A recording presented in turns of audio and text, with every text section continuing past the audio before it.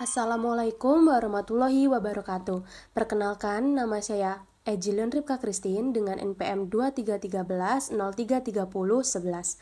Pada video kali ini, kita akan membahas mengenai sejarah perkembangan Konstitusi Negara Indonesia beserta perubahan-perubahannya. Pertama-tama, kita harus mengetahui terlebih dahulu apa itu konstitusi.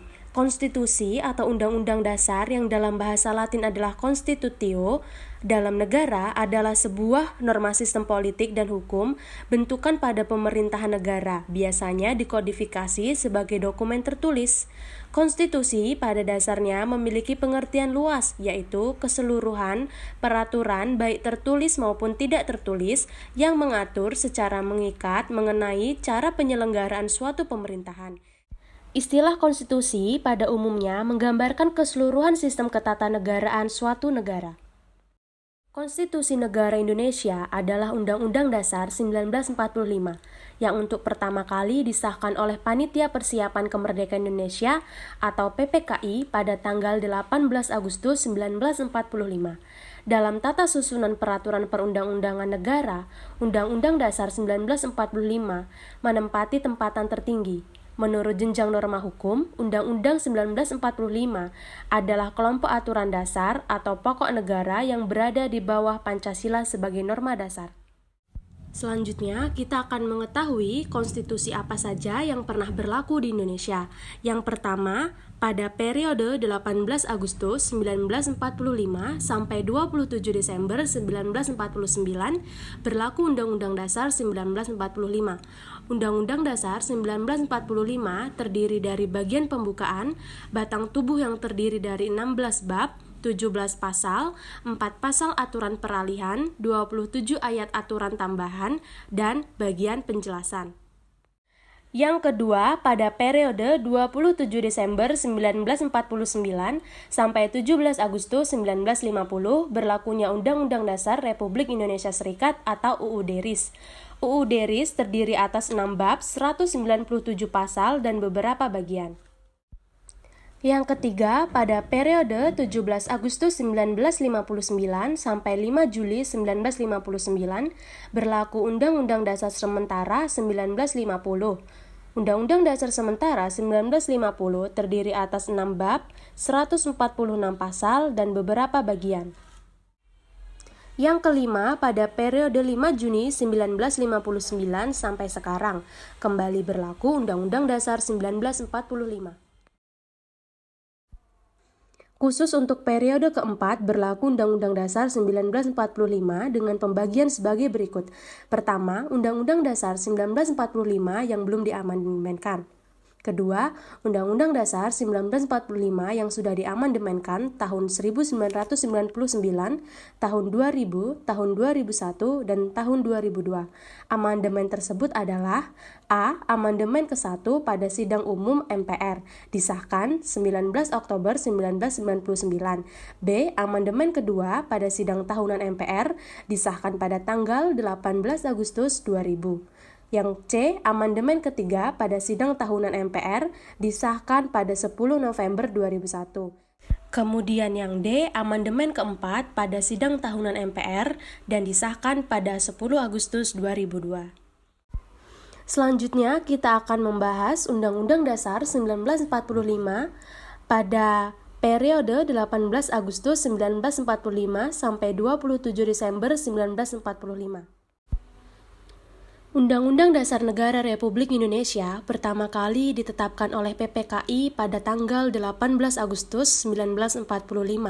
Undang-undang yang ditetapkan oleh PPKI tersebut sebenarnya merupakan hasil karya BPUPKI melalui sidang-sidangnya dari tanggal 29 Mei 1945 sampai 1 Juni 1945 dan tanggal 10 Juli sampai 16 Juli 1945.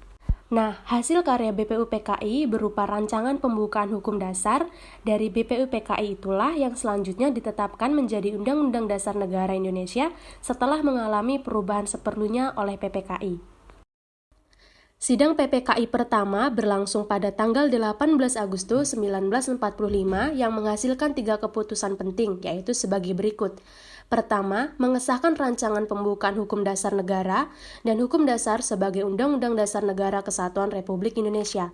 Yang kedua, memilih Insinyur Soekarno dan Drs. Muhammad Hatta sebagai Presiden dan Wakil Presiden. Yang ketiga, membentuk sebuah Komite Nasional Indonesia Pusat atau KNIP untuk membentuk Presiden. Perubahan yang dilakukan hanyalah hal-hal yang kecil saja, bukan masalah yang mendasar. Hal ini karena PPKI sudah mendapatkan naskah rancangan hukum dasar yang dihasilkan oleh BPUPKI. Beberapa perubahan tersebut antara lain: yang pertama, istilah hukum dasar diganti menjadi undang-undang dasar. Yang kedua, kata mukadimah diganti menjadi pembukaan. Yang ketiga, dalam suatu hukum dasar diubah menjadi dalam suatu undang-undang dasar. Yang keempat, diadakannya ketentuan tentang perubahan undang-undang dasar yang sebelumnya tidak ada. Yang kelima, rumusan ketuhanan dengan kewajiban menjalankan syariat Islam bagi pemeluk-pemeluknya diganti menjadi ketuhanan yang Maha Esa. Penetapan Undang-Undang Dasar 1945 sebagai Konstitusi Negara Republik Indonesia oleh PPKI dilakukan dalam 2 tahap, yaitu sebagai berikut. Pengesahan pembukaan Undang-Undang Dasar Negara Republik Indonesia yang terdiri dari 4 alinea. Yang kedua, pengesahan batang tubuh Undang-Undang Dasar Negara Republik Indonesia terdiri atas 16 bab, 37 pasal, 4 pasal aturan peralihan, dan 2 ayat aturan tambahan. Jadi, pada waktu yang disahkan PPKI adalah Undang-Undang Dasar Negara Indonesia yang terdiri atas 2 bagian, yaitu bagian pembukaan dan bagian batang tubuh atau pasal-pasalnya. Kemudian yang selanjutnya adalah Undang-Undang Dasar Republik Indonesia Serikat. Ini berlaku dari tanggal 27 Desember 1945 sampai 17 Agustus 1950. Teks Undang-Undang Dasar Negara Republik Indonesia 18 Agustus 1945 hanya berlaku dalam waktu singkat, yaitu mulai dari tanggal 18 Agustus 1945 sampai 27 Desember 1949. Sejak 27 Desember diberlakukannya Undang-Undang Dasar baru, yaitu disebut Konstitusi Republik Indonesia Serikat atau KRIS tahun 1949. Konstitusi kedua yang berlaku di Indonesia adalah Konstitusi Republik Indonesia Serikat atau yang disingkat sebagai KRIS atau Undang-Undang Dasar Republik Indonesia Serikat. Undang-Undang Dasar Negara Republik Indonesia 18 Agustus 1945 tetap berlaku, tetapi hanya di salah satu negara bagian RIS, yaitu Negara Republik Indonesia atau RI yang beribu kota di Yogyakarta. Konstitusi Republik Indonesia Serikat atau KRIS atau Undang-Undang Dasar Republik Indonesia Serikat 1949 berlaku dari tanggal 27 Desember 1949 sampai tanggal 17 Agustus 1950. Bangsa Indonesia kembali ke bentuk negara kesatuan. Dengan demikian, Undang-Undang Dasar Republik Indonesia Serikat 1949 tidak diberlakukan lagi. Periode berlakunya Undang-Undang Dasar Republik Indonesia Serikat 1949 dari tanggal 27 Desember 1947 sampai 17 Agustus 1950 oleh Muhammad Yamin disebut Konstitusi II. Konstitusi yang berlaku setelah Undang-Undang Dasar Republik Indonesia Serikat adalah Undang-Undang Dasar Sementara atau UUDS 1950. Undang-Undang Dasar Sementara dimaksudkan sebagai pengganti dari Undang-Undang Dasar Republik Indonesia Serikat 1949 setelah Indonesia kembali ke bentuk negara kesatuan yang dituangkan dalam Undang-Undang Federal Nomor 7 Tahun 1950 tentang perubahan Konstitusi Republik Indonesia Serikat menjadi Undang-Undang Dasar Sementara Republik Indonesia. Konstitusi inilah yang menyusun Undang-Undang Dasar yang bersifat tetap. UUDS 1950 terdiri atas 1. Mukadimah yang terdiri dari 4 ayat, 2. Batang tubuh yang terdiri atas 6 bab dan 164 pasal, 3. Bentuk negara kesatuan dan bentuk pemerintahan republik. 4. Sistem pemerintahan adalah parlementer menurut UUDS 1950. 5. Adanya badan konstituante yang akan menyusun undang-undang dasar tetap sebagai pengganti dari UUDS 1950. Namun, Undang-Undang Dasar Sementara 1950 tidak berhasil menyelesaikan tugasnya. Situasi ini kemudian memicu munculnya dekrit yang isinya sebagai berikut. 1. Menetapkan pembubaran konstituante. 2. Menetapkan berlakunya Undang-Undang Dasar 1945 dan tidak berlakunya lagi UUD 1950.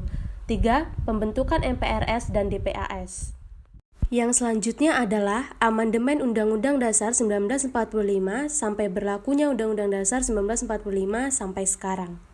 Amandemen dalam bahasa Inggris amendment artinya adalah perubahan. Mengamandemen artinya mengubah atau mengadakan perubahan. Istilah amandemen sebenarnya merupakan hak, yaitu hak parlemen untuk mengubah atau mengusulkan perubahan rancangan undang-undang. Perkembangan selanjutnya muncul istilah amandemen Undang-Undang Dasar yang artinya perubahan Undang-Undang Dasar. Istilah perubahan konstitusi itu sendiri mencakup dua pengertian, yaitu A. Amandemen konstitusi, B. Pembaharuan konstitusi. Dalam hal amandemen konstitusi, perubahan yang dilakukan merupakan adendum atau sisipan dari konstitusi yang asli. Konstitusi yang asli tetap berlaku. Adapun bagian yang diamandemen merupakan atau menjadi bagian dari konstitusinya. Amandemen atas Undang-Undang Dasar 1945 dimaksudkan untuk mengubah dan memperbaharui konstitusi negara Indonesia agar sesuai dengan prinsip-prinsip negara demokrasi. Dengan adanya amandemen terhadap Undang-Undang Dasar 1945, maka konstitusi kita diharapkan semakin baik dan lengkap menyesuaikan dengan tuntutan perkembangan dan kehidupan dan kenegaraan yang demokratis. Perubahan atau amandemen Undang-Undang Dasar 1945 dilakukan pertama kali oleh MPR pada Sidang Umum MPR tahun 1999 dan mulai berlaku sejak tanggal 19 Oktober 1999. Amandemen atas Undang-Undang Dasar 1945 dilakukan oleh MPR sebanyak 4 kali.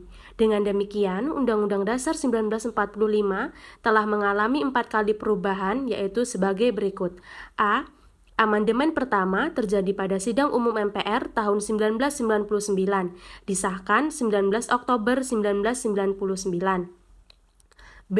Amandemen kedua terjadi pada Sidang Tahunan, disahkan pada tanggal 18 Agustus 2000.